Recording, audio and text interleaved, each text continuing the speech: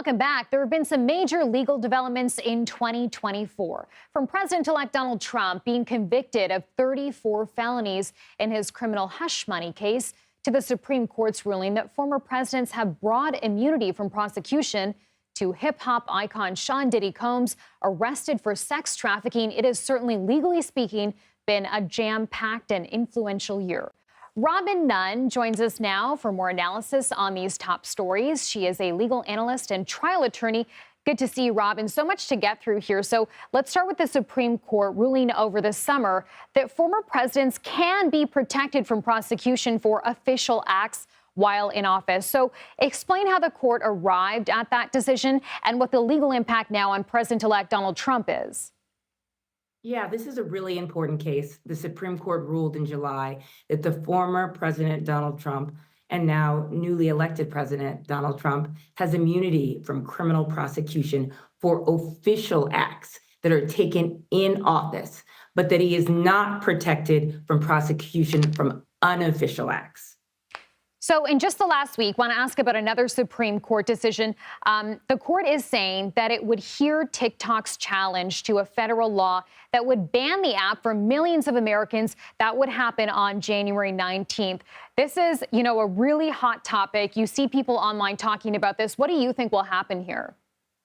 Yeah, they have set really an expedited timeline for this case, Chanel. The Supreme Court says it will hear arguments over the TikTok ban on January 10th, and that is just 9 days before the federal ban is set to take effect. Now, notably in this very short order that we saw, that we got the sense that they're going to really take a look at the substance, the merits of this case. They're going to be hearing arguments over whether the ban itself is constitutional. TikTok, of course, has argued that it's not, and it's really going to be going to this hearing, sort of repeating what it said in the lower courts, that it is not something that should stand. They shouldn't have to sell their company to a U.S. company, and this is, really a quick timeline, and it's going to be really interesting to see if the Supreme Court can get a decision out before the ban is scheduled to take effect. Okay, Robin, now to one of the most high-profile celebrity cases this year, of course, surrounding music mogul Sean Diddy Combs. Talk about, the sheer gravity of this case and how you expect this may play out next year. Yeah, Diddy was obviously charged with sex trafficking by force, transportation to engage in prostitution, racketeering, conspiracy. He is obviously pled that he is innocent. The prosecutors are going to have to prove this case. The trial is scheduled to begin May 2025, and there are still lots and lots of individuals who haven't come forward yet. There are celebrities that are currently unknown that may be later accused. The identities of the accusers are for the most part unknown.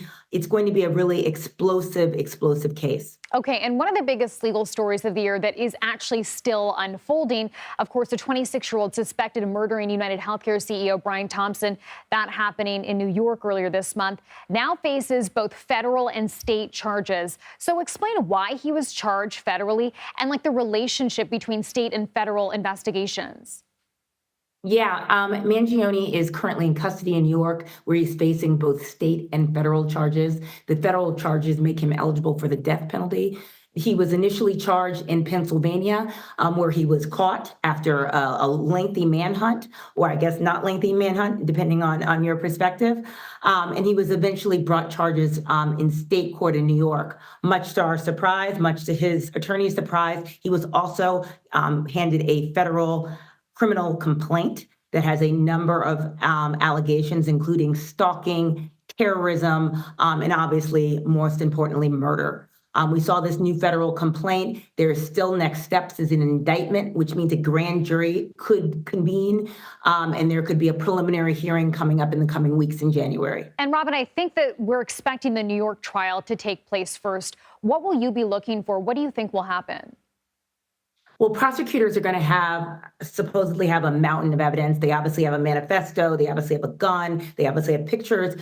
Prosecutors will need to provide that information to the defense. And I anticipate that there's going to be a series of motions made by the defense attacking the terrorism charge, raising double jeopardy issues, also talking about due process challenges with respect of how this is all played out in the news with the perp walk and with a lot of the media craze around this case. Lots to follow. Robin Nunn, thank you so much for sharing your perspective with us. We appreciate it. Thanks, Chanel.